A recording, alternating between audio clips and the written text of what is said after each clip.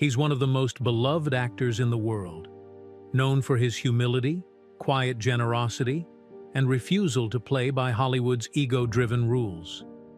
Keanu Reeves has spent decades proving that true greatness isn't measured by fame or fortune, but by how you treat people when no one's watching.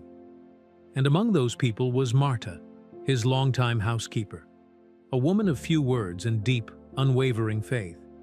For over 10 years, she worked quietly in the background of his life, always on time, always respectful, always wearing the same simple silver cross around her neck. That cross? It wasn't just jewelry. It was her mother's. It was memory. It was dignity you could wear like armor. But one day, during an exclusive brunch filled with wealth, status, and diamond-bright egos, Marta walked into a room she was never meant to belong in. And one man, a billionaire tech mogul with a cruel smile and an empty heart, decided to humiliate her in front of everyone. Why?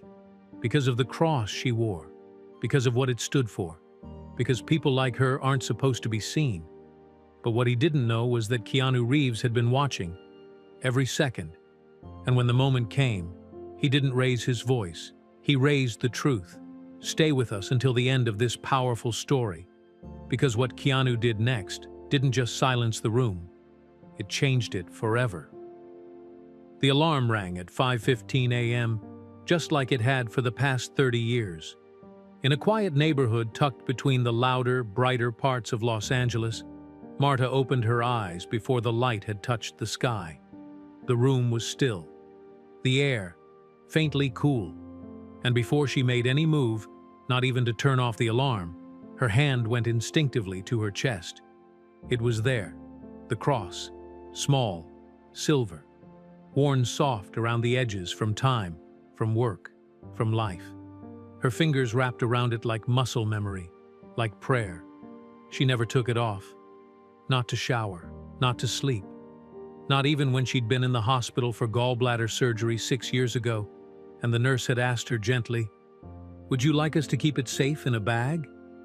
She had smiled politely and said, "No, thank you. It's already safe." To most, it was just an old necklace, but to Marta, it was a promise, a thread between generations, forged not in gold, but in grace. Her mother, Dona Aparecida, had given it to her the day she left Brazil. 25 years ago now. She still remembered the way her mother had fastened it around her neck with trembling fingers, whispering, "You carry our strength now." This cross is not just for faith. It's for remembering who you are when the world forgets. Marta was in her early 30s then, wide-eyed, afraid, but determined. She had crossed an ocean, found work cleaning homes, learned a new language through grocery receipts and bus stop conversations. She had raised 3 children, sent them all to school, and buried a husband who had loved her fiercely, but left too soon. Through it all, the cross had stayed with her.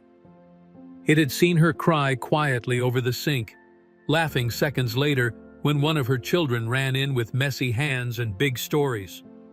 It had hung above her uniform while she scrubbed marble floors in mansions where no one ever remembered her name, except for one, Keanu Reeves, the only employer in all her years who had ever looked her in the eye and asked how her grandchildren were doing. Not just once, but every time. He never spoke down to her, never pretended to be too busy. He offered her coffee every morning and listened like her words meant something. And maybe that was why she trusted him. Why, when he asked her to work in his home over a decade ago, she stayed. Today her bones ached a little more than they used to. She moved slowly, methodically. Each morning followed a quiet ritual. She would sweep the floor, make the same simple breakfast, 2 slices of toast, 1 boiled egg, black coffee. Then she would sit by the window, the cross still warm against her skin, and read one passage from her mother's small Portuguese Bible. Not for religion alone, but for rhythm, for grounding. As sunlight began to pour in through the curtains, Marta stood and walked to her closet. She pulled out a plain blouse and her favorite soft-soled shoes. No makeup, just lip balm. Hair neatly tied. Everything clean, pressed, respectful. She didn't dress for attention. She dressed for her mother. Her phone buzzed. A text from Raquel, her youngest. "Morning, Mama. Sending love. You working today?" She smiled. "Yes, minha filha. Mr. Reeves's house. I'll be home by 6. Love you." She tucked the phone into her handbag, along with her rosary, her reading glasses, and a tiny packet of almonds. Then, without thinking, she reached up and touched the cross again. Sometimes, when the day felt heavier than usual, she whispered to it. Not as if it were magical, but as if her mother might still be listening through it. "Stay with me," she'd murmur. "Help me stay good." By the time she stepped outside, the sky had turned from violet to gold. The neighborhood still slept. Marta locked the door behind her, adjusted the strap of her bag on her shoulder, and began the short walk to the bus stop. It had seen her cry quietly over the sink, laughing seconds later when one of her children ran in with messy hands and big stories. It had hung above her uniform while she scrubbed marble floors in mansions where no one ever remembered her name. Except for one. Keanu Reeves. The only employer in all her years who had ever looked her in the eye and asked how her grandchildren were doing. Not just once, but every time. He never spoke down to her, never pretended to be too busy. He offered her coffee every morning and listened like her words meant something. And maybe that was why she trusted him. Why, when he asked her to work in his home over a decade ago, she stayed. Today, her bones ached a little more than they used to. She moved slowly, methodically. Each morning followed a quiet ritual. She would sweep the floor, make the same simple breakfast. 2 slices of toast, 1 boiled egg, black coffee. Then she would sit by the window, the cross still warm against her skin, and read one passage from her mother's small Portuguese Bible. Not for religion alone, but for rhythm, for grounding. As sunlight began to pour in through the curtains, Marta stood and walked to her closet. She pulled out a plain blouse and her favorite soft-soled shoes. No makeup, just lip balm, hair neatly tied, everything clean, pressed, respectful. She didn't dress for attention. She dressed for her mother. Her phone buzzed. A text from Raquel, her youngest. "Morning, Mama. Sending love. You working today?" She smiled. "Yes, minha filha. Mr. Reeves' house. I'll be home by 6. Love you." She tucked the phone into her handbag, along with her rosary, her reading glasses, and a tiny packet of almonds. Then, without thinking, she reached up and touched the cross again. Sometimes, when the day felt heavier than usual, she whispered to it. Not as if it were magical, but as if her mother might still be listening through it. "Stay with me," she'd murmur. "Help me stay good." By the time she stepped outside, the sky had turned from violet to gold.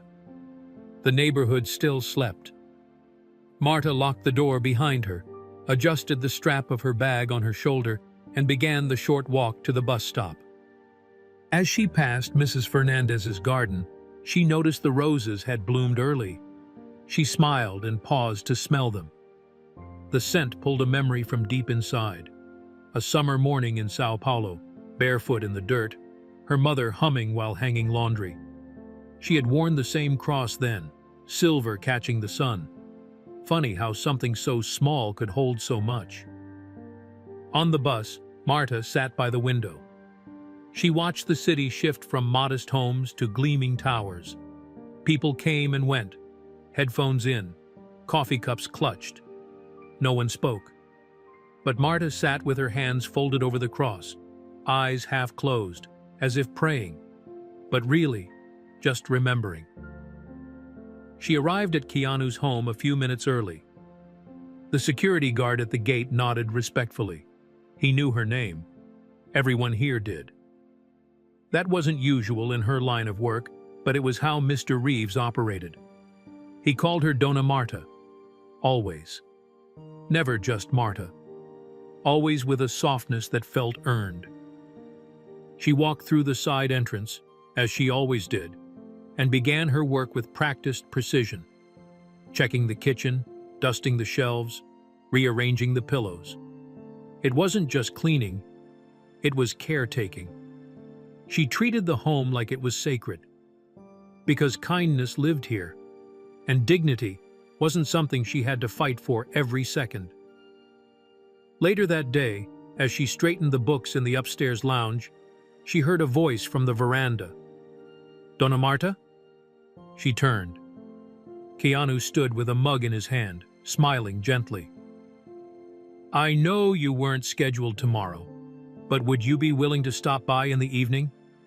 I'm hosting a small brunch for some industry people. I'd feel better if someone I trust was nearby." She hesitated for only a moment. Then she nodded. "Of course, Mr. Reeves." As he turned back toward the garden, Marta's hand found the cross once again. She didn't know it yet, but tomorrow night, in a room filled with wealth and power, that cross would be seen not as protection, but as provocation. And someone would try to take from her the one thing she'd carried through every storm. But what they didn't know was that you can't strip dignity from someone who's worn it every day of their life. You can only reveal your own lack of it. And Keanu? He was about to make that very, very clear. The sun dipped low behind the skyline, casting long golden shadows across the streets as Marta stepped off the bus and began the walk home. Her feet ached, but she didn't complain. She never did. That day had been long, filled with scrubbing, folding, polishing, but she moved through each task the same way she had for years, carefully, quietly, with reverence.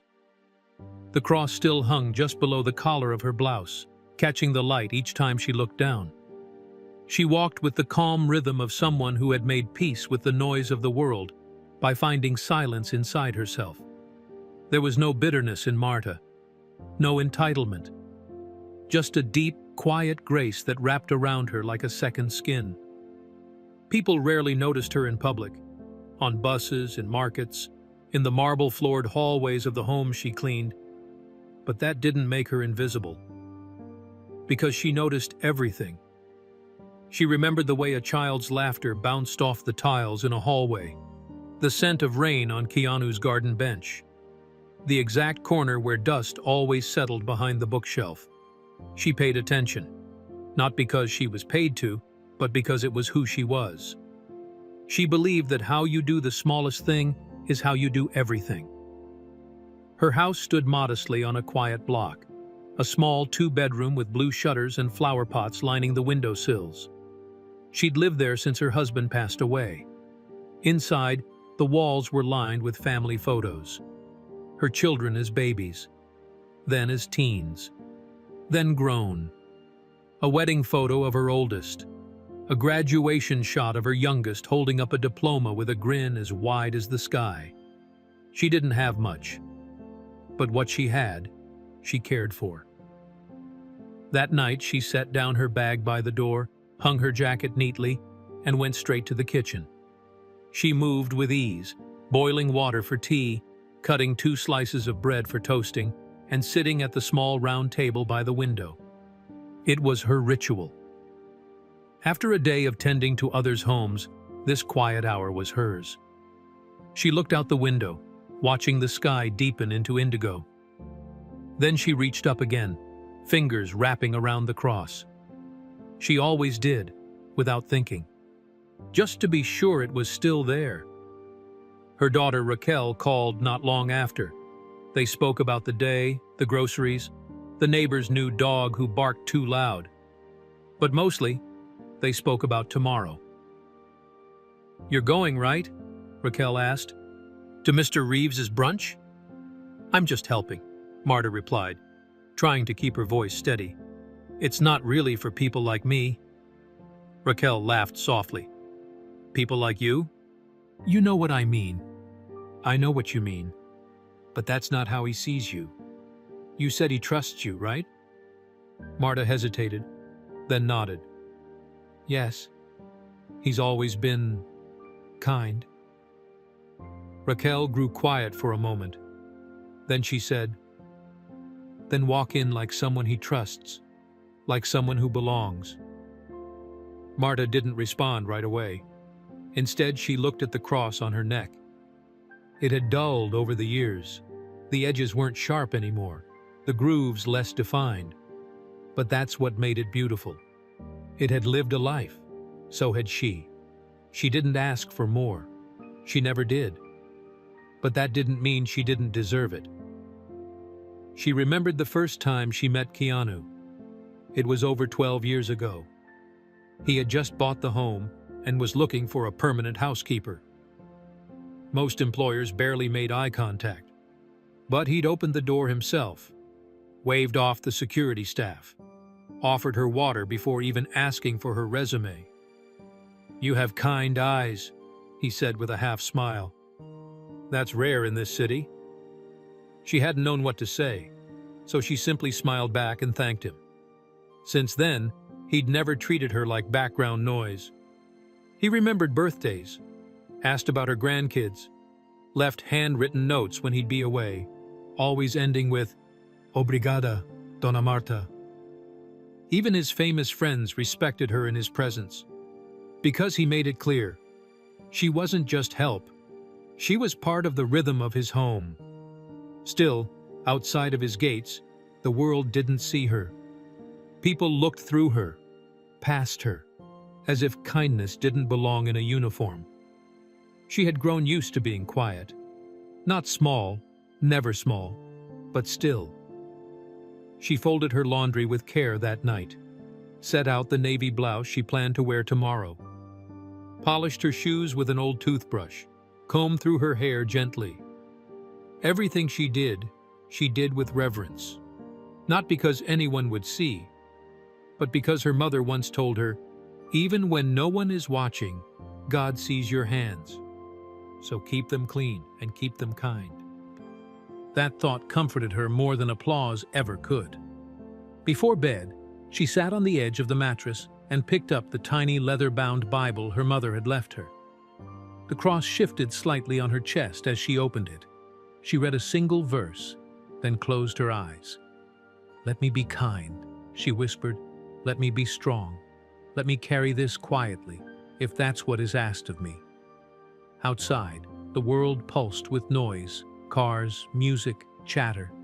But inside, Marta sat in perfect stillness. She was a woman the world often overlooked, but tomorrow someone would look straight at her and try to break her. Not with fists, but with shame. And what they didn't know was that Marta had never been unarmed, because you can mock a cross, but you can't mock what it means to the one who wears it. The next morning, she visited the small salon a few blocks away. The stylist, Maria, greeted her with warmth. Special occasion? She asked. Something like that, Marta said. Her hair was brushed, smoothed, gently curled at the ends. Nothing dramatic, just enough to remind herself that she could still feel beautiful. Raquel helped her choose earrings, simple pearls, small, like raindrops.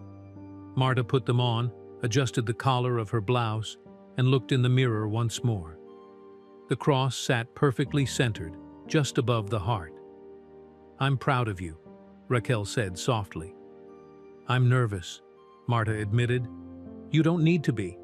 Just walk in the way you always do, with grace. She nodded, pressing her fingers briefly to the cross. She didn't know what kind of people she'd meet, what kind of eyes would fall on her. But Keanu had asked, and that meant something. It meant she was no longer just the woman who entered through the back door.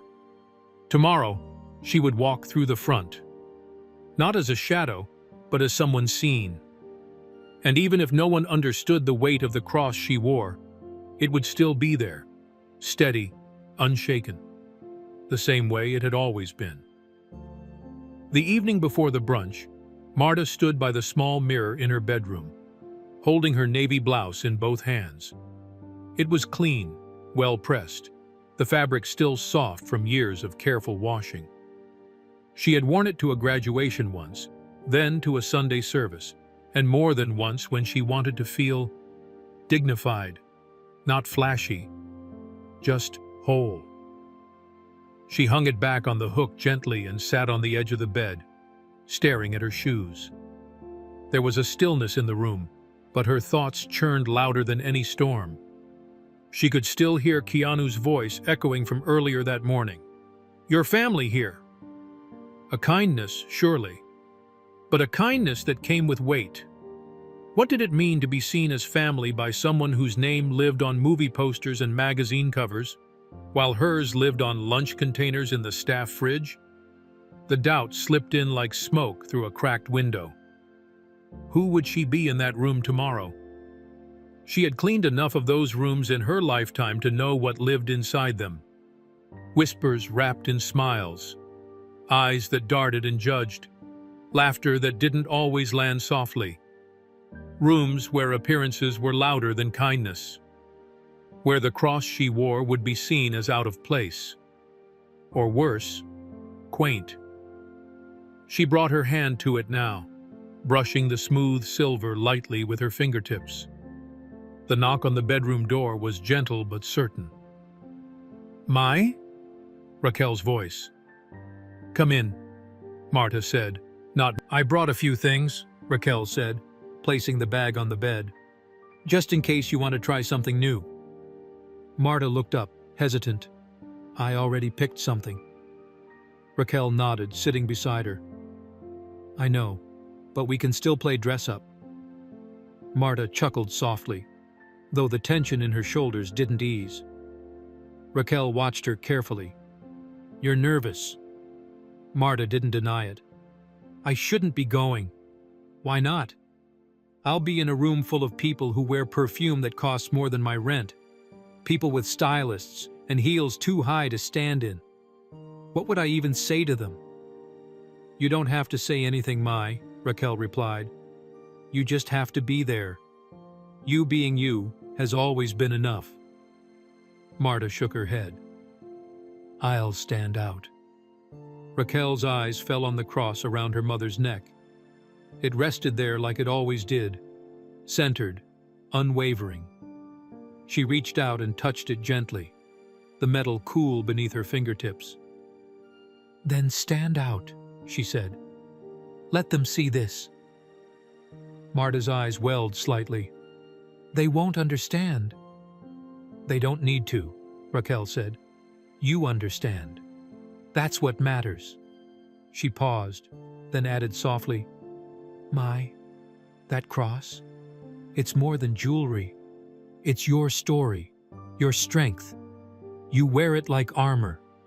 And no one in that house, no matter how many millions they have, owns anything as sacred as what you carry on your chest." Marta looked down at it, the worn silver catching the lamplight. It was quiet, unassuming. But it had seen more than anyone in that mansion would know. It had crossed oceans, survived grief, stood tall in hospital rooms and job interviews and immigration lines.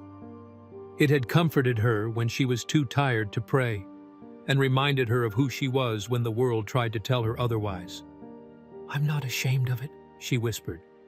"I know," Raquel said, "but sometimes the world tries to shame us anyway.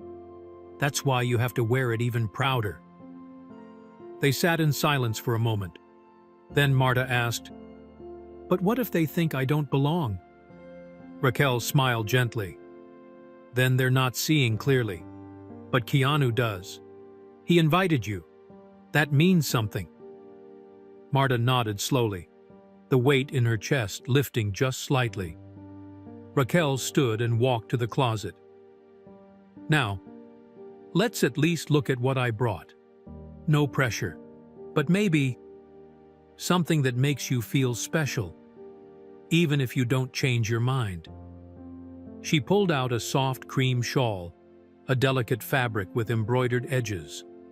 Marta reached out and touched it, smiling. "It's lovely." "It's yours," Raquel said, Marta hesitated, then wrapped it over her shoulders. She turned back to the mirror and stood tall. "I don't need to shine," she said. "I just need to carry myself like someone who knows who she is." Raquel beamed. "And you do. Better than anyone I know." That night, Marta laid out her outfit carefully. The navy blouse, the shawl, the cross. She folded her hands in prayer at the side of her bed, like she had every night since she was a child. "Help me be enough," she whispered, "even if no one sees it. Help me walk in quietly, but not small." When she turned off the lamp, the room darkened, but the cross on her nightstand caught the moonlight and glowed softly. Outside, the world continued rushing. Cars passing, neon signs blinking, the distant hum of city life. But inside that small house, there was stillness. A stillness built not on perfection, but on purpose. She would walk into that brunch tomorrow, holding nothing more than her dignity and a cross worn smooth by time, and for now, that was enough. The morning of the brunch was soft and overcast, the kind of sky that muted the brightness but not the warmth. Marta woke early, not from the alarm, but from something deeper, a stirring that settled in her chest and refused to let her sleep longer. She moved through her morning slowly, like a ceremony. She made her tea, warmed bread on the skillet, and sat for a few quiet moments by the window, watching the neighborhood slowly wake.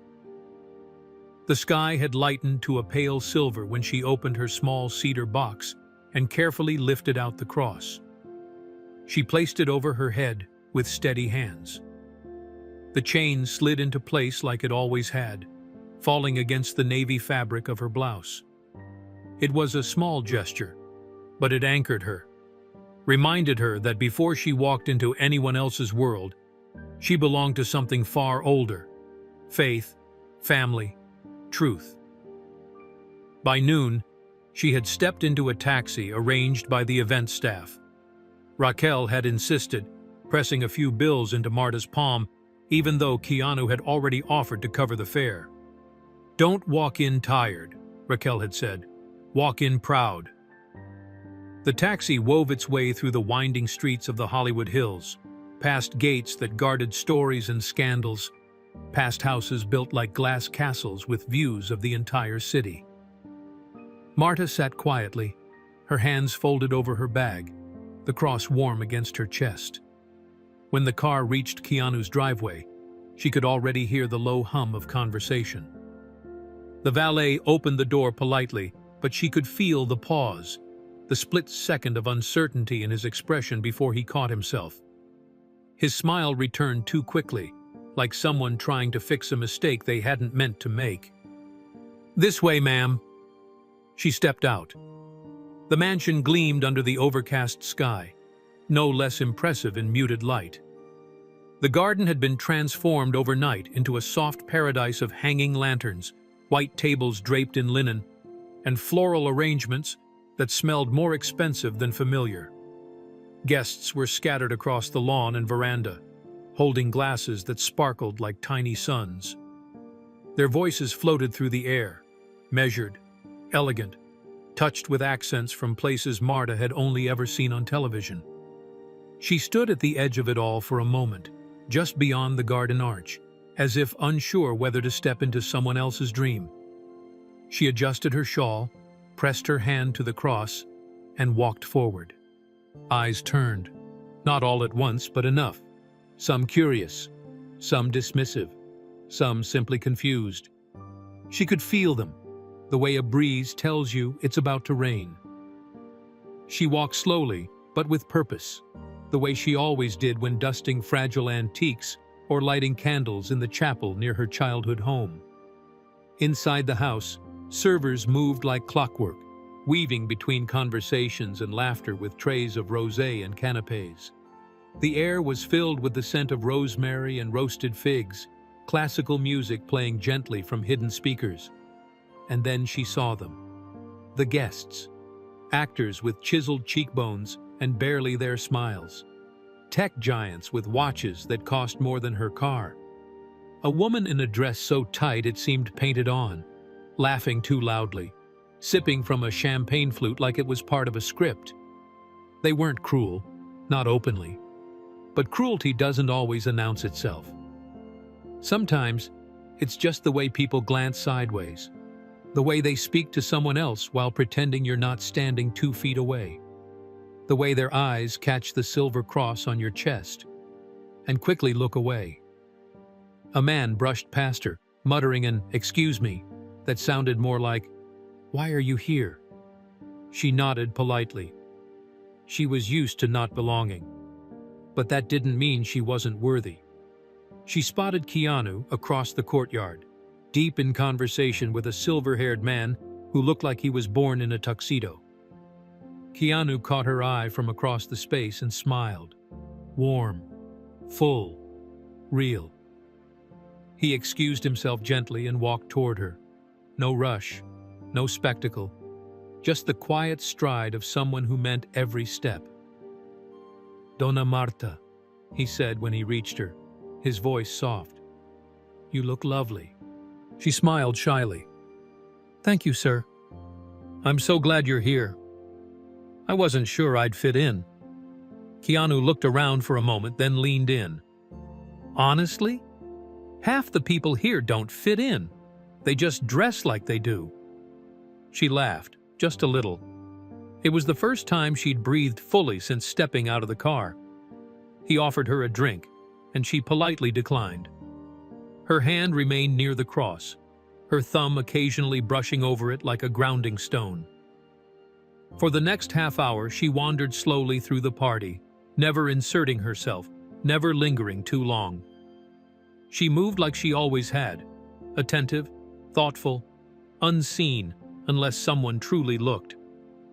And few did. But those who did saw something they couldn't name. Not wealth, not polish, not designer labels, but something deeper, something that couldn't be faked with borrowed glamour. Still, she remained quiet, keeping to the margins of the crowd, smiling when spoken to, stepping aside when ignored. She didn't belong here, she knew that. But she had come anyway. Not to impress, not to compete, not to ask for anything. She had come because someone she trusted asked her to, because a promise made to someone kind deserved to be honored. And as she stood by the hydrangeas near the edge of the veranda, hands clasped in front of her, cross still catching the soft afternoon light, she didn't yet know that eyes were watching her now. One set in particular, sharp, judging, cruel, and very, very ready to turn her presence into a spectacle. But Marta wasn't made of paper. She was made of prayer, of quiet strength, of silver forged through sorrow. And no matter how polished the world around her looked, it was her cross that would shine the brightest. Marta stood near the marble column just outside the main hall, where the linen-draped tables caught the light and clinking glasses sounded like distant bells. The brunch was in full bloom now, voices rising in gentle crescendos, laughter polished and practiced like everything else here. The air smelled of citrus and wealth. She clutched her small bag with both hands, her fingers brushing now and then against the edge of her cross. It wasn't intentional anymore. It was habit, instinct, a lifetime of knowing when to hold on to something stronger than yourself. People walked past her, not rudely, not even dismissively. They just didn't see her. Or rather, they saw what she was, not who. She was the wrinkle in the fabric of their perfect scene, the waitress who didn't wear black, the presence without a tag, the figure with a cross too visible, too earnest, too real. The whispers came slowly, like a fog rolling over glass. A couple near the fountain glanced at her, then leaned toward each other. "She's not on the guest list, is she?" the woman asked, her voice soft but sharp. "I don't think so," came the reply. "Maybe catering?" "She's not wearing the uniform." Another pair passed by. Two men in matching blazers, drinks in hand. One nudged the other subtly with his elbow. "Who let her in?" he muttered. The other looked at Marta, then chuckled under his breath. "No clue. Maybe she's lost." No one asked her directly. No one offered help. But the unspoken assumptions buzzed in the air like invisible insects. Marta didn't flinch. She had spent her life walking into rooms that didn't expect her. Schools, offices, airports, banks. She had learned long ago that dignity wasn't granted by invitation. It was carried in posture, in silence, in the space between the breath you hold and the one you decide to release. She turned slightly, letting her eyes trace the edges of the room. Flowers everywhere, laughter like perfume, names she recognized from television, producers, venture capitalists, actresses who had graced magazine covers. Their skin glowed, their watches flashed, and there she was, standing in second-hand shoes, a blouse that had been stitched at the hem, and a cross dulled from years of being touched like a memory. She could have left. No one would have stopped her. No one would have even noticed. But she stayed. Not because she belonged in their world, but because she had been invited. Because one man had looked past status and seen her as she was. Family. And that word meant something. She moved quietly to the edge of the veranda, taking in the view. Hills rolled out beneath the property like waves. The city lay below, sprawling and indifferent. But up here, everything felt carefully curated. Every tablecloth folded perfectly. Every smile shaped for the lens of a phone, even when there were no cameras in sight. "Excuse me," came a voice behind her. Marta turned. A young woman with sleek hair and a clipboard gave her a polite smile, but her eyes moved too fast, scanning Marta like a security system. "Are you with the staff or—" Marta returned the smile gently. "I was invited." The woman blinked, caught slightly off guard. "Oh, of course. I didn't mean—" Marta gave a small nod. "It's all right." The woman hesitated, then turned away quickly, disappearing into the crowd like she hadn't spoken at all. Marta turned back toward the railing, her eyes following the wind as it bent the edges of the white tablecloths. She could feel it again, that hum, the almost imperceptible shift when people try to look through you, then realize they can't, because you're still there, standing, breathing, holding your space. She spotted a trio of women near the floral arch, their dresses gleaming like liquid gold. One of them, a tall brunette with a diamond bracelet that caught the sun like a blade, had been watching her. Not just glancing, watching. Their eyes locked for half a second. Marta gave a polite nod. The woman said something to her friend, never breaking eye contact, and the group burst into laughter. Not loud, not cruel, but pointed. Marta's fingers went to her cross again. Not in fear, not even in defense, but like someone returning to a lighthouse when the fog grows thick. Her mother's voice echoed in the quiet corner of her mind. "People will look at you and see your station, but God sees your soul. And if you keep your soul clean, their eyes won't change you." So she stayed where she was, still, present, not trying to fit in, not trying to shrink, not trying to vanish, just standing, holding the weight of that cross, not just on her chest, but in her spine. And somewhere beyond the crowd, through the veil of smiles and surface-level charm, someone else was watching her. Someone who didn't laugh, didn't whisper, didn't turn away. He saw the way the crowd looked at her. He saw the way they didn't look at themselves.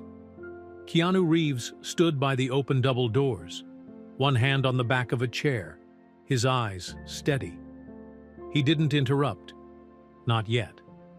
But the moment was coming, and when it arrived, the entire room would learn that the quietest person among them carried the loudest truth.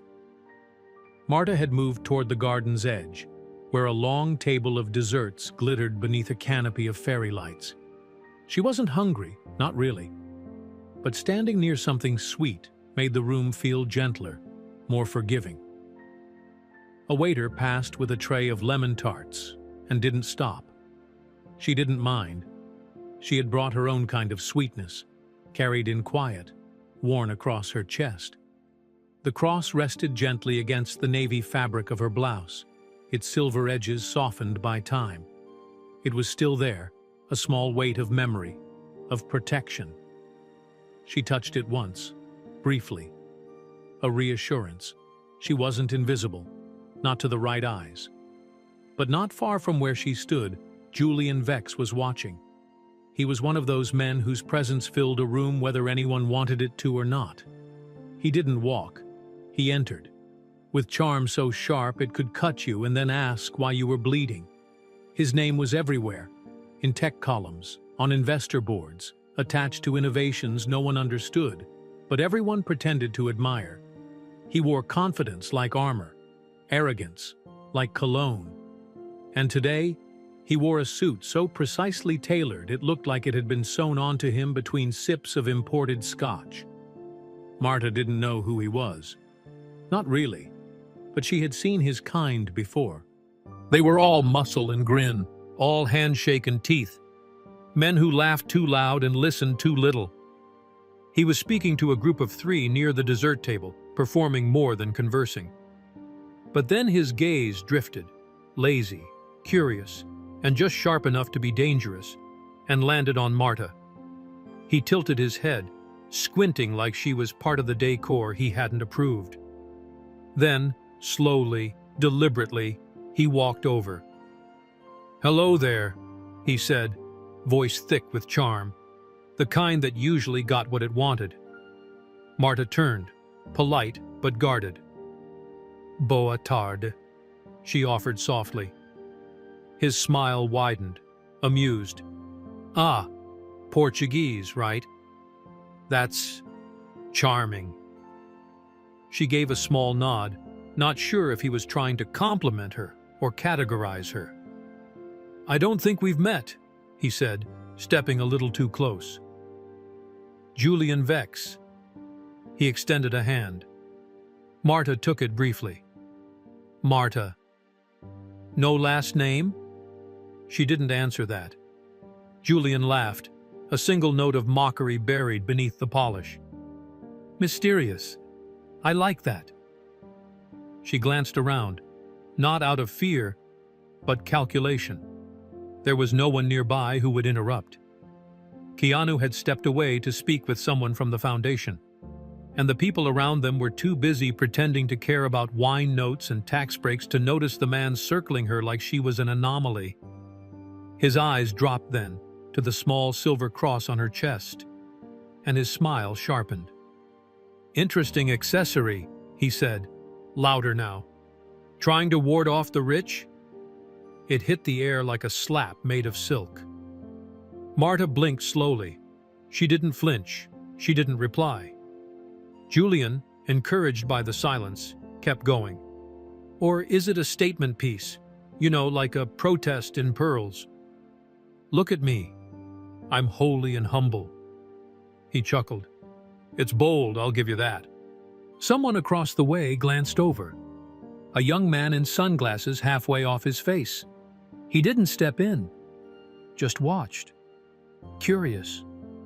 Marta's hand found the cross again, this time not out of habit, but protection. Her fingers closed around it like a mother holding her child's hand in a crowd. "It was my mother's," she said quietly. Julian raised an eyebrow. "Even better. A vintage guilt trip." He turned slightly toward the nearby group, his voice still too loud, still too amused. "She's got the full saint package. Modest clothes, solemn stare, and look." He gestured to the cross. "Armed with the holy necklace. If I get struck by lightning during dessert, you'll all know why." Laughter. A few chuckles. One woman looked away quickly, uncomfortable, but no one said anything. Because men like Julian never needed permission to humiliate. They only needed silence. Marta stepped back slightly, but her chin lifted. Not defiance, not pride, just grounding. "I didn't come here to make a statement," she said softly. Julian smirked. "Then you made one by accident." His tone wasn't violent. It wasn't cruel in the way that leaves bruises. But it dripped with something worse. Dismissal.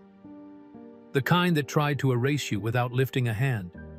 The kind that told you you're not welcome, and the room agrees. Marta swallowed. She could feel her face warm, not with shame, but with exhaustion. This wasn't the first time someone had tried to make her small. But it still stung. She looked down at the cross again, and for a moment, just a breath, she thought of her mother. Thought of the hands that fastened it around her neck. Thought of the church in Sao Paulo where she first whispered her name to God. Thought of the nights she had sat beside a hospital bed, whispering prayers into the silence, the cross pressed to her lips like a life raft. She lifted her eyes and met his. "I wear this," she said, voice steady, "because it reminds me that the world is not the highest authority." Julian raised his brows, amused again. "Is that so?" "It is." He looked her up and down once more, still smiling. "Well, in this room, the highest authority serves champagne, not sermons." He turned then, dismissing her with a final glance, already walking away before she could answer. But Marta didn't follow, didn't flee. She stayed where she was, one hand on the cross, one foot planted firmly in who she was. And across the garden, from beneath the shadows of the pergola, Keanu Reeves stood still, watching. His eyes weren't on the man. They were on the woman, the one who stood surrounded by giants, but hadn't bowed. Marta stood still, her hand resting over the cross like it was keeping her tethered to something deeper than the polished marble beneath her feet. The sound of Julian's footsteps clicking away had not yet faded when he suddenly turned around, as if pulled back by his own ego. His smile curled at the edges like paper catching fire. "I mean, come on," he said louder this time, his voice lifting over the music, over the murmur of conversation. "We've got diamonds the size of golf balls, emeralds that could fund a startup, and then—" He gestured broadly, not even looking at her directly now. "That thing." His finger pointed loosely toward the cross on Marta's chest. "Looks like it came from a flea market in Tijuana," he continued, chuckling at his own punchline. "Tell me, was it on sale next to the incense and Jesus candles?" A few people turned their heads. Not all, but enough. And then, there it was. The laugh. Too loud, too forced, too quick. It didn't come from joy. It came from fear. The kind of laugh people offer powerful men so they don't become the next target. The kind that says, "I'm not with her, I'm with you."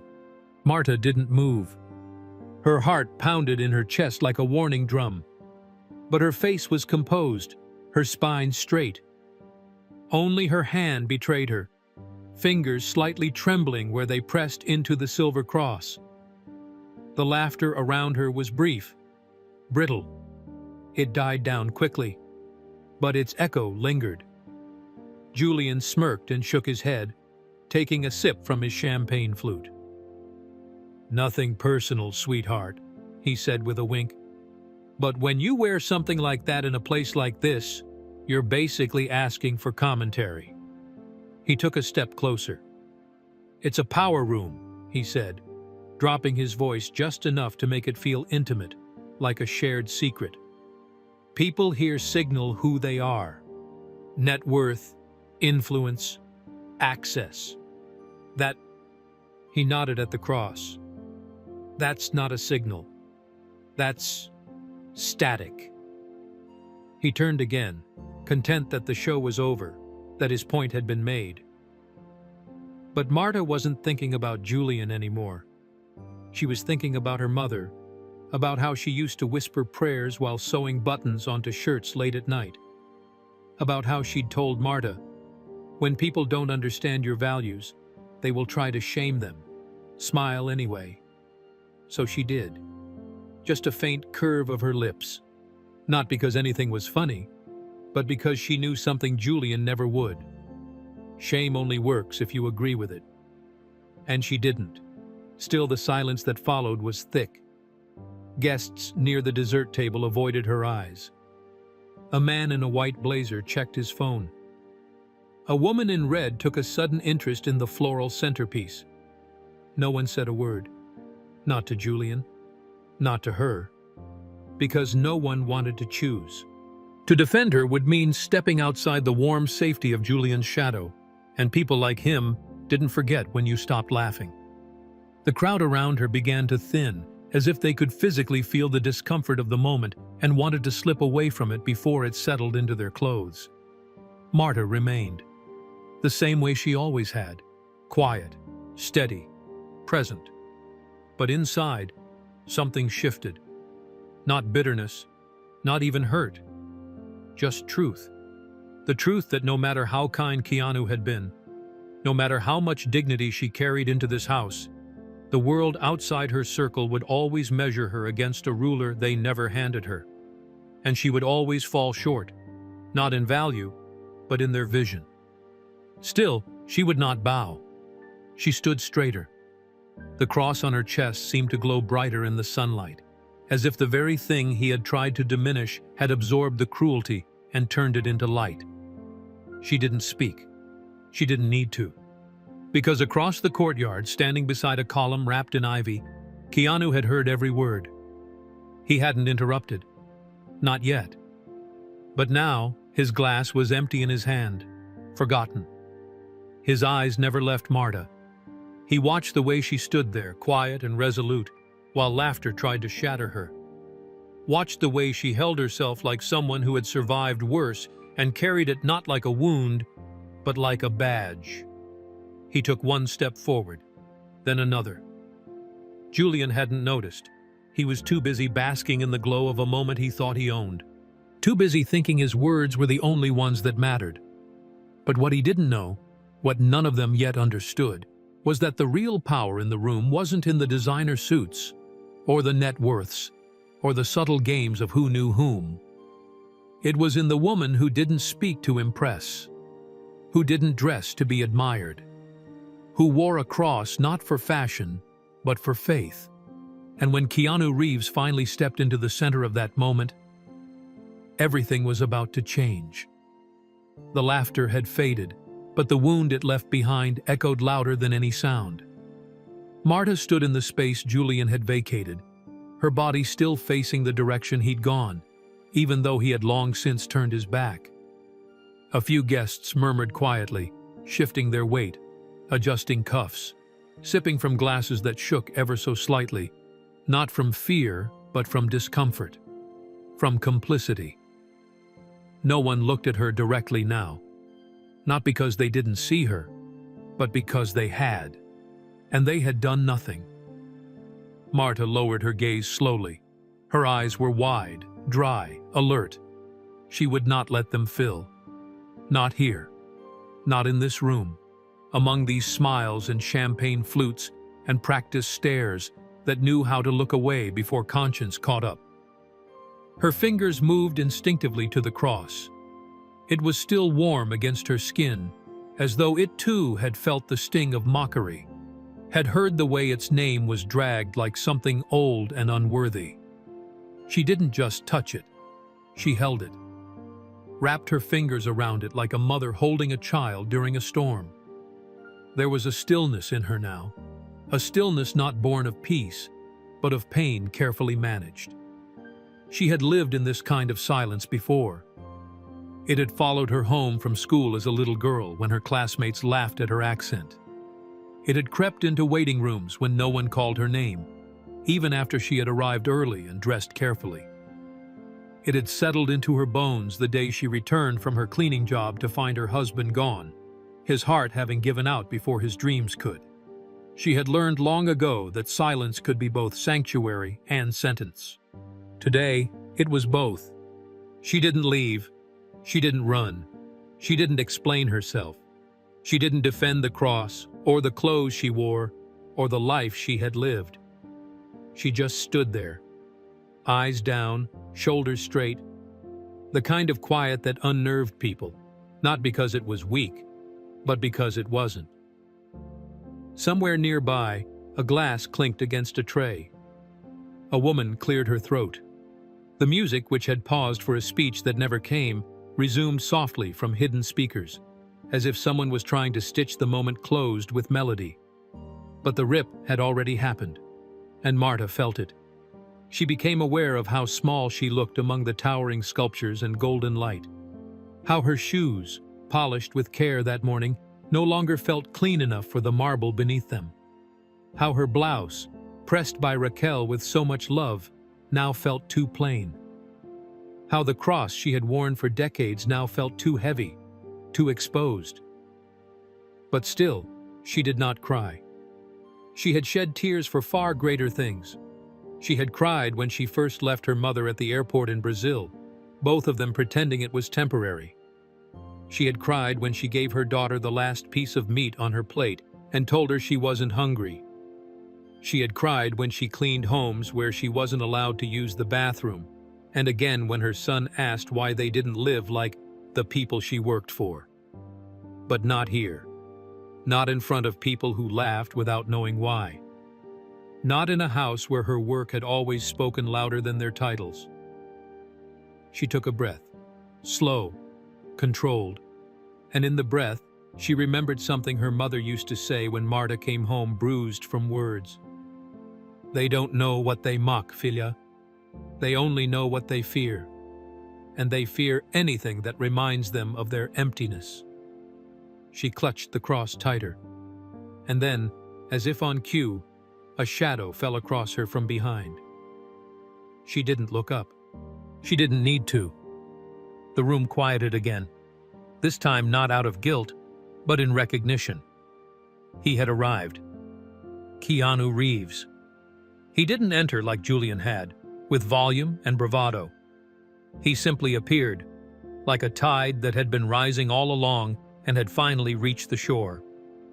His footsteps were quiet, but the weight of them silenced everything else. Conversations faded mid-sentence. A server paused mid-pour. The music didn't stop, but somehow it no longer mattered. Marta still didn't look at him, because she wasn't ready. Because sometimes the hardest thing to receive isn't cruelty, it's kindness. Because kindness sees you. And after being laughed at by a room that tried to unsee her, she wasn't sure her heart could bear being seen again. Not yet. But he didn't say anything. He didn't touch her. He just stood beside her, still, present. And in his stillness, he joined her pain. Not as a savior, but as a witness. A man of status choosing silence not to avoid conflict, but to dignify the moment, to let the truth of it settle, to give her space to be whole again without rushing to repair what wasn't hers to break. The stillness between them was deeper than the mockery that had come before, and heavier than the silence that surrounded them. Because now, the stillness had meaning. Now, it had memory. Now it had weight. Marta exhaled, not as surrender, but as readiness. She didn't cry, not one tear fell, but in the space of that breath, she knew something had shifted, and somewhere inside that stillness, strength began to rise. The breeze that swept through the garden was delicate, but it carried the weight of something unspoken, like nature itself sensed the shift in the air. The laughter had dulled, the conversations thinned. The sun had dipped just slightly, casting longer shadows across the stone paths and champagne glasses. Marta remained still, her shoulders squared, one hand still resting protectively over the cross. Her fingers had stopped trembling, though the warmth of embarrassment hadn't yet left her cheeks. She stared at the floor, not to hide, but to gather, to piece herself back together, shard by quiet shard. And across the garden, beyond the pergola wrapped in jasmine, through a narrow space between a marble column and a line of ornamental hedges, he was watching. Keanu Reeves stood there, not just observing, witnessing. He had arrived just as Julian began his performance, unnoticed by the crowd because he never demanded attention. He stood with his hands loose at his sides, a drink untouched in his right, and his eyes fixed, not on the scene, but on her. He had heard every word, the mocking tone, the laugh that wasn't laughter, the false charm turned dagger. And what struck him hardest wasn't Julian's cruelty. It was the silence that followed it. The shared permission, the sideways glances, the way people looked away from Marta, not because they couldn't see her, but because they chose not to. That silence was loud. It was louder than Julian's voice, and Keanu had heard it enough times in his life to know what it meant. That kind of silence didn't just ignore injustice, it hosted it, polished its shoes, passed it a drink. He watched Marta's posture, the way she held herself in the aftermath, and it broke something open in him. Because he knew her, not just the role she played in his life, but the soul she carried through it. He knew her morning rituals, her soft humming when she cleaned the windows, the way she folded towels with the same care she once used for baby clothes. He had watched her light candles on the anniversary of her husband's death without telling anyone why. He had heard her speak softly on the phone to her daughter, reminding her to eat, even when Marta hadn't yet eaten herself. She had never asked for anything, never once hinted at wanting more. But she had always shown up with full hands and a full heart. And now she stood, alone, after being publicly humiliated in his home. And the silence of the others, their cowardice draped in cashmere and designer shoes, made his blood run colder than anything Julian had said. His grip on the glass in his hand tightened, not out of rage, but resolve. He handed the untouched drink to a passing server without a word. And then he moved. Not quickly, not dramatically, but with the stillness of a man who no longer needed permission. His presence didn't startle.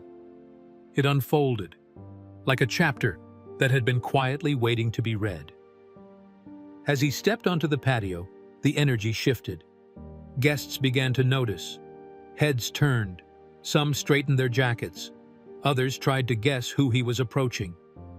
But none of them expected him to walk past the clusters of industry giants, past the influencers, the producers, the executives sipping wine and adjusting their cufflinks. He walked toward the woman who had no title, no label, only a cross, and a name that most of them hadn't bothered to learn: Marta. She didn't see him at first. Her head still bowed slightly, her eyes watching the stones beneath her feet as if waiting for them to settle into place. But the moment she sensed him, before he spoke, before he even stepped close enough to cast a shadow, she looked up. Her breath caught just slightly. Not from fear, but from the feeling of being seen after being so clearly dismissed. "Donna Marta," he said, his voice calm and even. She opened her mouth as if to answer, but no sound came. Her eyes searched his, as if trying to confirm he was really standing there, in front of her, not just witnessing, but choosing sides. He gave her a soft nod, one of respect, one of apology, one that said, "I saw, I know, you are not alone." The small crowd nearby quieted even more, their curiosity swelling into tension. No one knew what he would say, or to whom. Julian, who had turned away toward a conversation with someone in sunglasses, sensed the hush and looked back. When he saw Keanu standing beside Marta, something flickered in his expression. Surprise first, then confusion, then, faintly, calculation. He took a step closer, plastering on a half-charming smile. "Keanu," Julian called out, as if they were longtime friends. "Didn't realize you were—" But Keanu didn't acknowledge him. Not with a look, not with a nod. Nothing. His focus remained on Marta. Then slowly he turned to the rest of the room. The air was tight now, fragile, like a chandelier waiting to shatter. And for the first time all afternoon, no one spoke. No music played, no laughter echoed. There was just the sound of the breeze stirring the leaves, the clinking of one last glass being set on a tray, and the silence of a room unsure whether they had just been caught doing something wrong or had simply been exposed for doing nothing at all. Keanu looked around the gathering, not as an actor, not as a host, but as a man. And then, without raising his voice, without anger, without theatrics, he opened his mouth, and the silence began to end. The moment stretched like warm wax under candlelight, slow, soft, but irreversible. Marta stood with her hands still at her chest, her fingers curled loosely around the cross.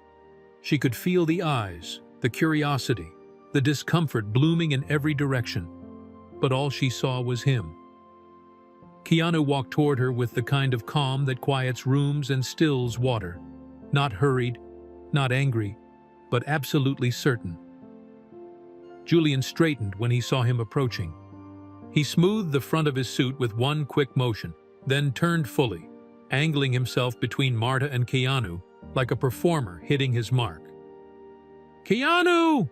he called out, all gleaming teeth and actor's charm. "I was wondering when the man of the hour would show." Keanu didn't smile. He didn't return the greeting. He didn't even blink in Julian's direction. His eyes stayed on Marta for one more beat, just long enough to say, "I see you," without a word, then shifted, slowly, to the man who had turned her into a punchline. The air shifted. Not dramatically, not with panic, but like a drop in temperature no one could ignore. Julian's smile faltered just enough for the shine to dull. "I was just having a bit of fun," he said, motioning vaguely toward the space between them. "Didn't mean anything by it. We were all laughing, weren't we?" No one replied, because no one was laughing now. Keanu took another step forward, still no rush. But when he stopped, his voice carried with a quiet strength that filled every corner of the garden. "You insulted someone sacred." The words landed like stones in water. No roar, no drama, just depth. Marta's eyes widened, not in fear, but disbelief. He wasn't angry on her behalf. He was defending her spirit. Julian let out a soft, incredulous laugh. "Come on, man. Sacred?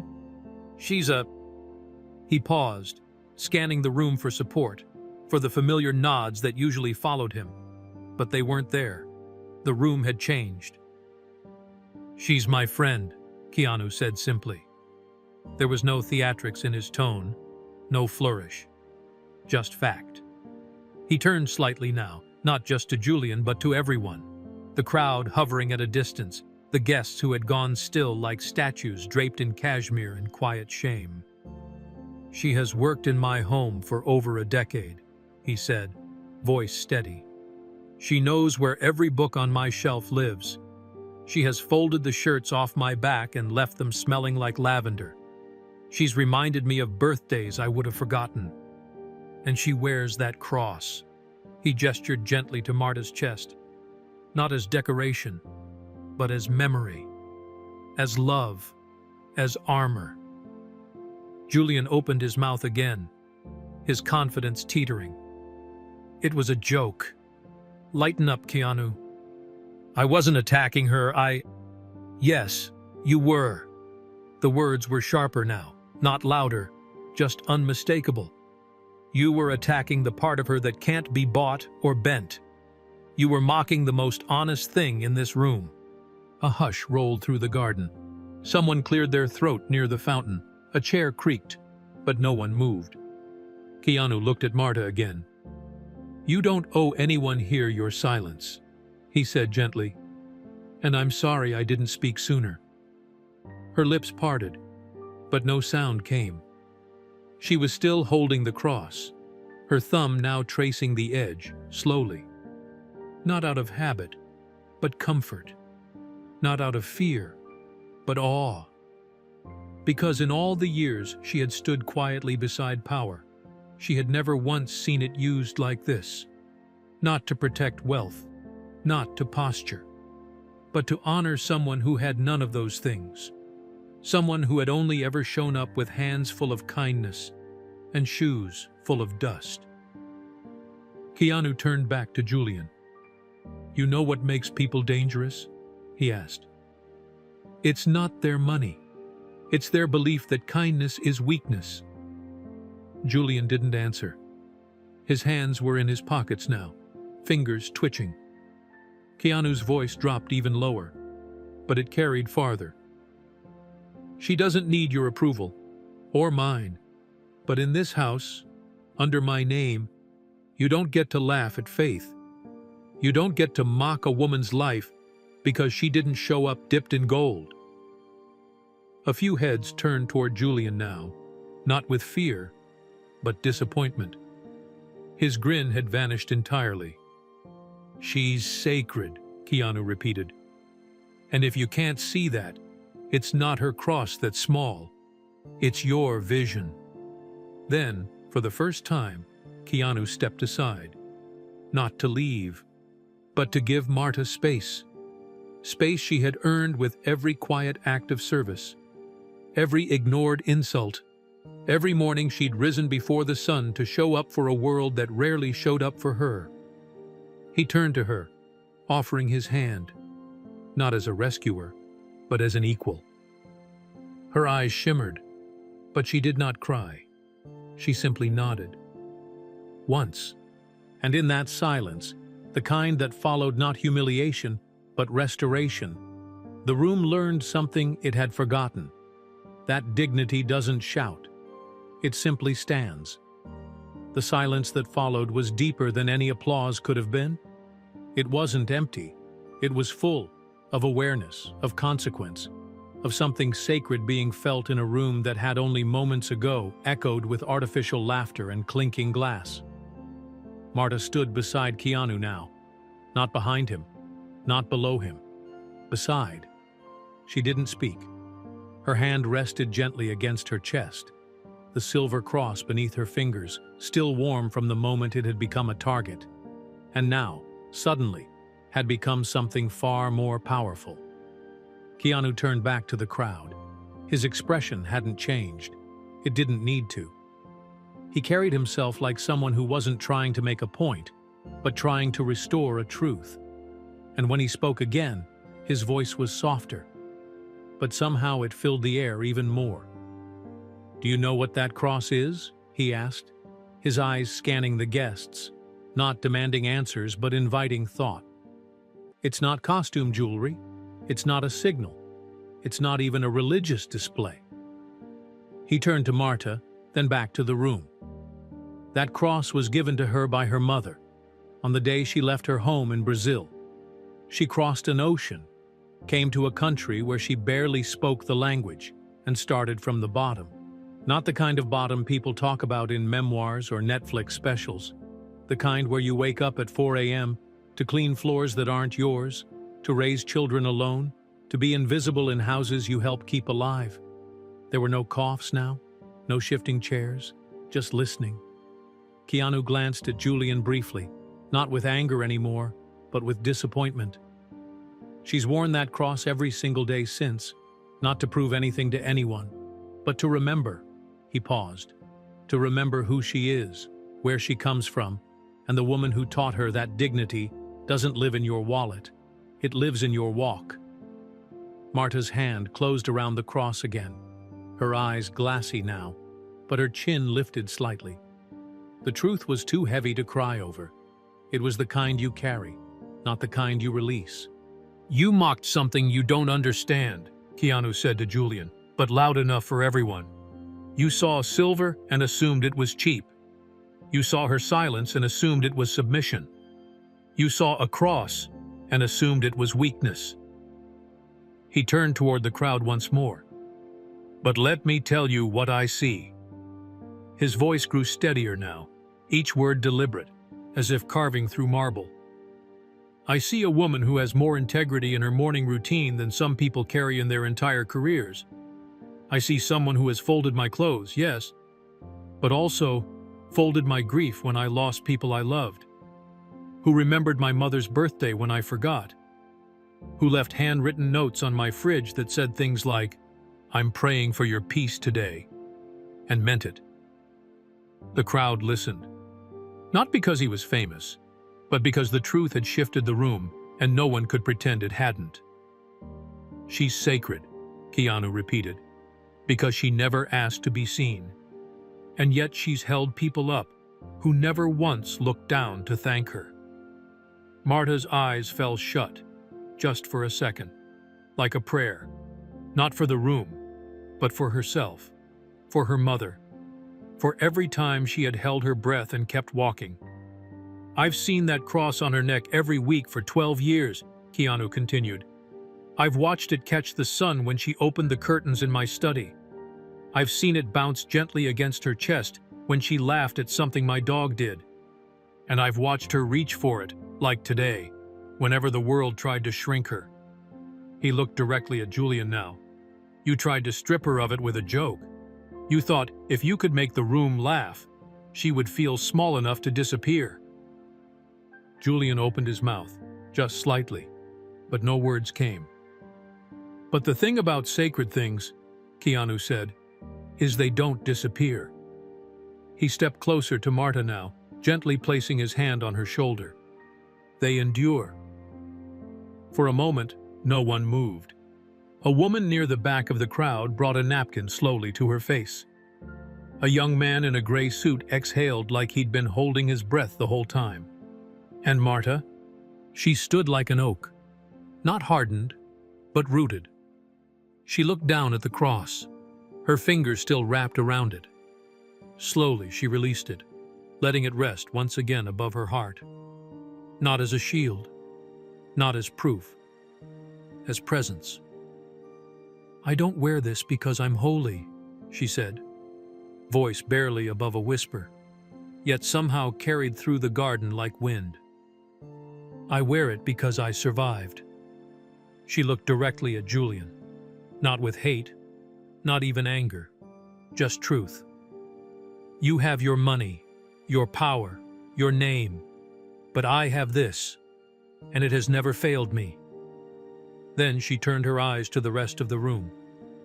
"And if that's too much for this house, then I don't belong here."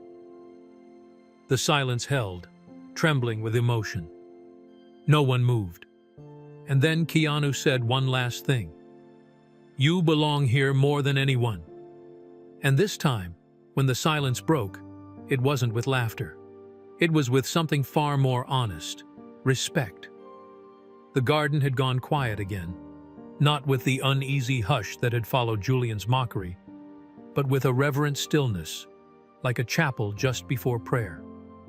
The air, once thick with the scent of champagne and surface-level charm, now felt heavy with something else: truth. Keanu turned slightly toward Marta, his hand still gently resting on her shoulder. His eyes found hers, not instructing, not pressuring, just offering. The floor was hers. She had the room now. Not because someone handed it to her, but because it was rightfully hers. For a moment, Marta hesitated. The weight of 100 eyes is never easy to carry, especially for someone who had spent her life trying to move unseen. Her voice had never competed with microphones or cameras. Her words had always been saved for kitchens, bedtime prayers, quiet phone calls to her daughter on the way home from work. And yet, here she was, at the center of a room that had tried to erase her. Her fingers moved to the cross again. The silver was still warm, not just from her touch, but from everything it carried. Her mother's hands, her father's struggle, the soil of her homeland, the loneliness of her first year in America, the courage it took to stay. She took a breath. It trembled, but she spoke. "This cross," she began, her voice low but firm, "is not decoration."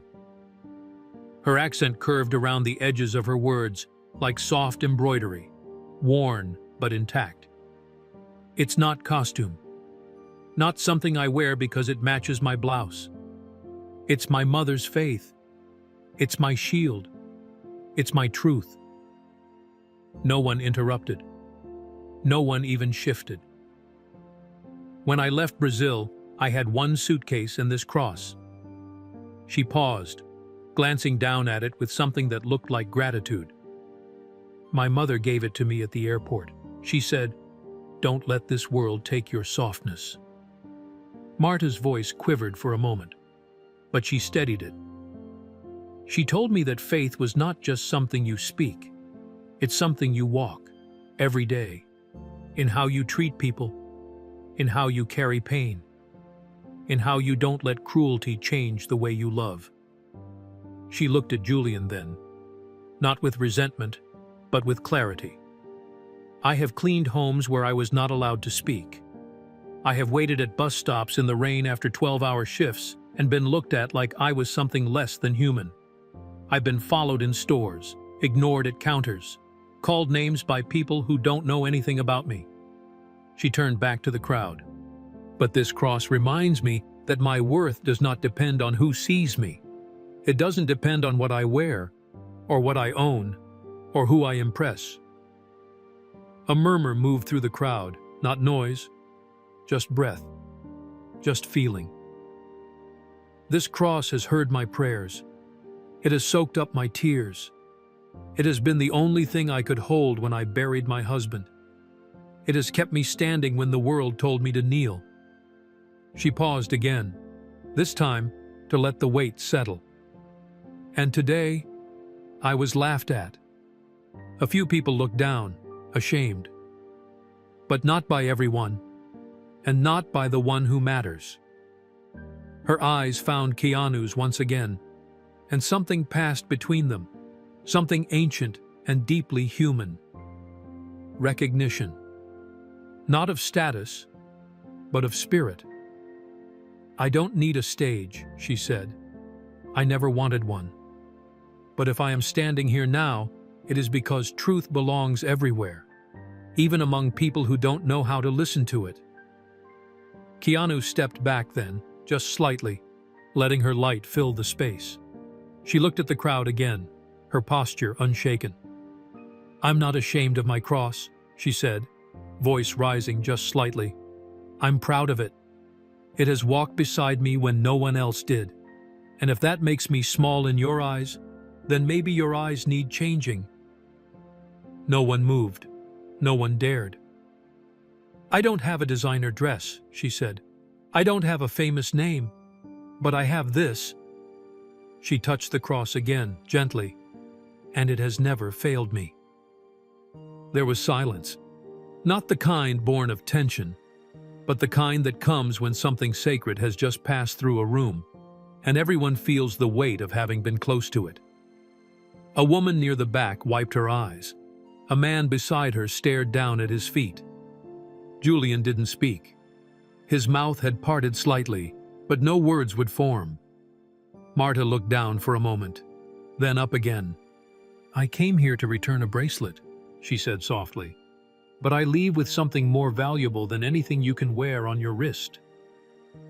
The wind moved through the garden just then, lifting the hem of her shawl, rustling the leaves in the trellises. It felt like something unseen had just breathed. Marta stood in it, unbent, unbought, unbroken. And when she finally stepped back, the silence she left behind was not empty. It was full of reverence. The wind moved again through the garden, soft and low, brushing against the crystal glasses and crisp linen like a whisper. Marta had stepped back, but her words remained in the air, settled on the shoulders of everyone present like something too heavy to ignore. The room, once so sure of itself, had shifted. No one announced the change. No one clinked a glass or cleared their throat, or offered polite applause to smooth over the rupture. They just stood there, some with their arms folded tighter than before, others holding their wine with both hands like it might steady them. Eyes that once flitted across the space with practiced ease now dropped quietly to the ground, staring at shoes, at blades of grass, at anything other than the woman who had just laid her soul bare and stood stronger for it. Because what do you do after witnessing something you can't unsee? Some looked at Marta with new eyes, not of pity, but of recognition. A few of them knew what it meant to hold something close because the world wouldn't. A grandmother's rosary, a father's wedding band, a faded photograph tucked into the lining of a wallet. Symbols of love, of survival, of faith. But most had simply forgotten what it meant to carry something sacred. Until now. Julian stood exactly where he had been. But the crowd had moved on without him, even if no one had taken a step. He was no longer at the center. He was no longer being listened to. He wasn't even being looked at. He was exposed. For the first time all afternoon, there was no echo of charm in his expression. No smirk tugging at the edge of his mouth. His hands hung awkwardly at his sides, and when he tried to speak, something half-formed, something like, "Look, I didn't mean..." The words never quite made it out, because Keanu turned to him, and with the same calm presence that had carried him through this entire unraveling, he asked a question so simple, it stopped the wind itself. "What do you carry?" he said. "That's worth mocking her for?" Julian blinked. The silence that followed didn't pressure him for an answer. It just let the question sit there, too large to ignore, too personal to deflect. He shifted his weight, looked down, then up, then somewhere over Keanu's shoulder, as though the answer might appear behind the hedges. But it didn't, because there wasn't one, not a real one. He carried a name people knew, money people envied, a reputation people feared. But none of that was sacred. None of it had held his hand through loss. None of it had whispered to him when the world went silent. None of it could stand beside Marta's cross and not look cheap in comparison. The shame that settled into his expression wasn't dramatic. It was quiet, slow. The way realization always is when it doesn't come with fanfare, just with truth. Around him, the other guests remained silent. But their eyes told stories now, not just of guilt, but of reckoning. They had laughed. Maybe not all of them, maybe not loudly, but even silence had proven its loyalty when it chose not to intervene. Now that silence felt like a weight in their throats. Keanu didn't press. He didn't add more. He just watched Julian, letting the moment do what it needed to. And Marta? She remained still, but taller somehow. Her hands now rested gently at her sides, the cross lying quiet against her chest once more. Not hidden, not defended, just worn, as it always had been. She didn't gloat, she didn't smile. Her dignity didn't need victory, it already lived in her. A young woman near the back of the gathering lowered her wine glass and placed it on a nearby table without drinking. A man in a gray blazer stepped aside to let an elderly server pass, suddenly noticing her presence for the first time. Someone whispered, "I had no idea," and the words were met not with agreement, but reflection. The room had changed. It wasn't just softer, it was aware. Aware of its own silence. Aware of what it had allowed. Aware that maybe the most important voice there hadn't come through a microphone or from a pedestal, but from a woman who had once entered through the back door. Keanu took a step back, no longer standing for Marta, but with her. Julian shifted again, his hands fumbling in his pockets as if to hide from himself. He said nothing. There was nothing left to say. Because sometimes, silence isn't a failure. Sometimes silence is the beginning of understanding. And in that garden, surrounded by flowers and fashion and the faint scent of what the world had once mistaken for power, something else took root. Not just respect, reverence. And it began, not with apology, but with listening. The breeze softened now, like even the wind knew something sacred had just taken place. It rustled through the hedges and whispered over the crystal glasses left untouched on the linen-covered tables. The garden, once pulsing with chatter and carefully curated laughter, now stood in a hush so complete it felt like time itself was holding its breath. Marta looked around, not to measure who was watching her, not to see if approval had returned to the faces that had once laughed, but simply to take in the moment for what it was. Stillness. Not the kind that comes from fear, but from reverence. The kind that follows truth. She could feel the weight of it all pressing against her chest, not in pain, but in knowing, in remembering, in honoring. Her hand, instinctively now, rose to the cross. The cool metal rested right where it always had, right where it always belonged, centered over her heart, etched with years, smoothed by fingertips, sanctified by 1,000 whispered prayers and the unwavering gaze of a mother who had once given it to her with trembling hands and fierce eyes. Her fingers curled around it slowly, and she stepped forward, just enough that no one could mistake the direction of her voice. She didn't clear her throat. She didn't announce herself. She simply began to speak, like someone who had nothing to prove and everything to live for. "It may not shine like your diamonds," she said, gently touching the cross, "but it never left me." Her voice didn't rise. It didn't need to. Not in wealth, not in sorrow. The words carried, soft but certain, like an old song finally remembered. And though she spoke only a sentence, the meaning inside of it expanded far beyond the garden. The diamonds glinting in ears and clutched on wrists suddenly felt heavy, empty. Because there was nothing anyone could wear in that moment that carried the weight of what Marta wore against her skin. It was her mother's voice, her husband's memory, her children's future, her God's grace, wrapped in silver, folded into the lines on her palms and the curve of her back. Julian, once so loud, now stared at her like a man who had just realized he had been given everything except the wisdom to understand it. His shoulders were no longer pulled back, his eyes no longer darting for support. He said nothing, and in that nothingness, his authority fell away. But Marta didn't speak for him. She had never needed an audience to justify her truth. Keanu, still beside her, bowed his head slightly, not in submission, but in solidarity. And then came something that no one expected. Not applause, not cheers, not the polite nods that usually followed a public moment of redemption. What came instead was stillness again. And then, a hand gently placed over a chest. A woman in a lavender dress, standing near the hydrangeas, lifted her hand and rested it quietly over her own heart.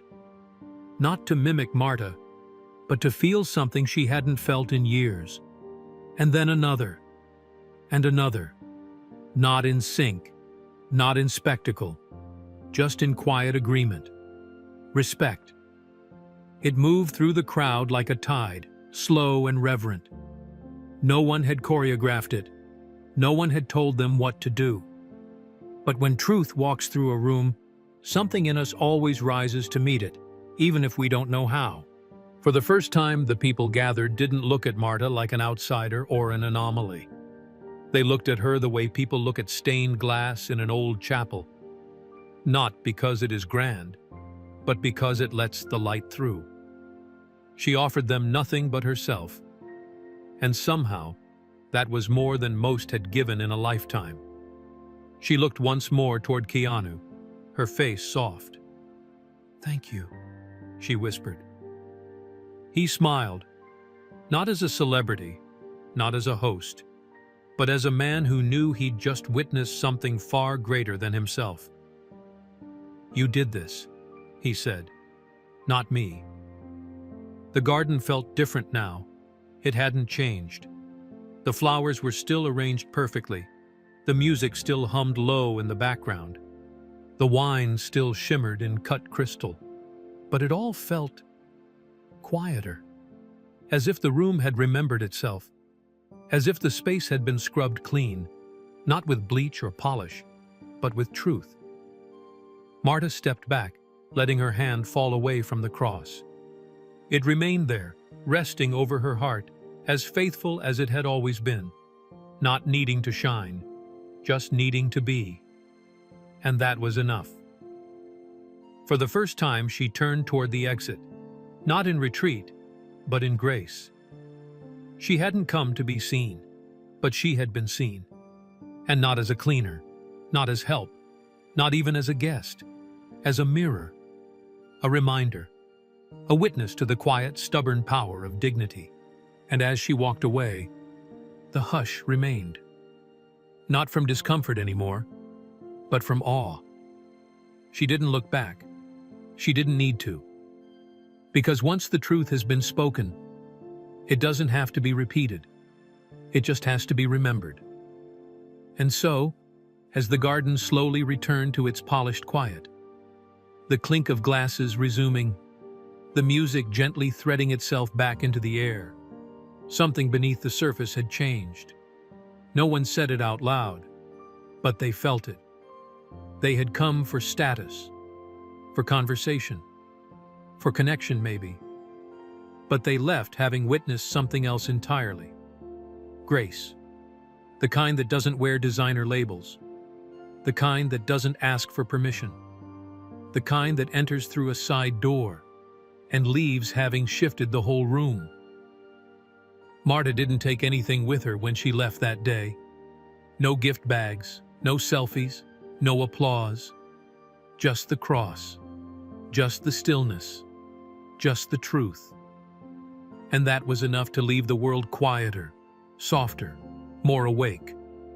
So now we ask you, how many times have you looked at someone's silence and mistaken it for smallness? How many crosses have you seen and never asked the story behind them? How many people like Marta have passed you by, carrying the weight of generations, of loss, of love, and you never knew? Let this story be more than a moment. Let it be a mirror. Let it be a beginning. And if this moved something in you, tell us in the comments. What are you carrying that the world doesn't see?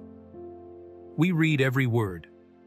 And more importantly, we listen. Until next time, stay kind, stay human, and always, always stay true.